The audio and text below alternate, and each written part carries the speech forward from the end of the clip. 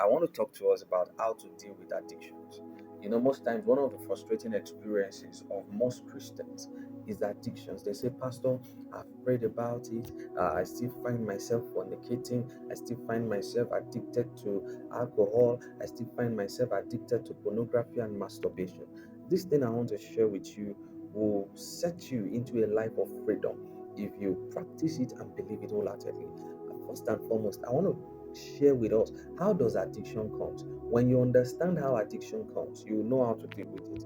Romans chapter 6 from verse 12, it says, let not sin therefore reign in your mortal body, that you should obey the lust thereof. Did you see that? That you should obey the lust thereof.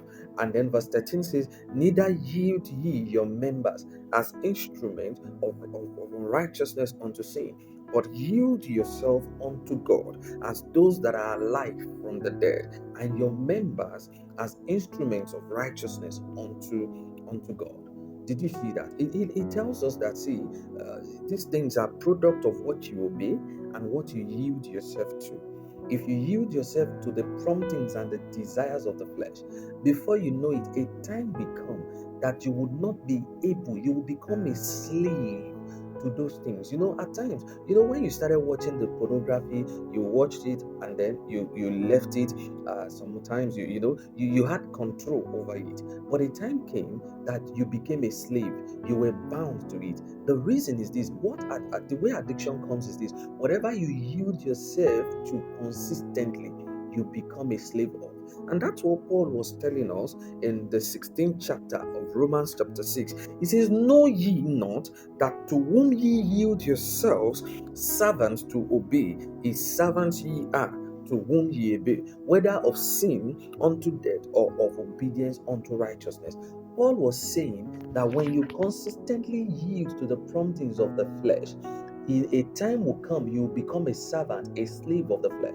But when you consistently yield yourself to God, a time will come you become a slave, a servant of God. What that means is this: yield yourself to God. As you yield yourself to the promptings of God, at times it may be painful when you are just starting out, but a time comes, the spirit of obedience, the spirit of grace will overwhelm you. You discover that serving God or doing the things of God is no longer as stressful or as difficult as it used to be. Nature abhors virtue. You cannot conquer addiction without you yielding yourself to God. Yield yourself to God. Do the promptings of God, no matter how difficult it is in the beginning. But a time will come, the spirit of grace will take over. A divine enablement will be supplied, and that yoke of addiction will be broken. I hope this blessed you. I remain Pastor Austin. I'll see you next week.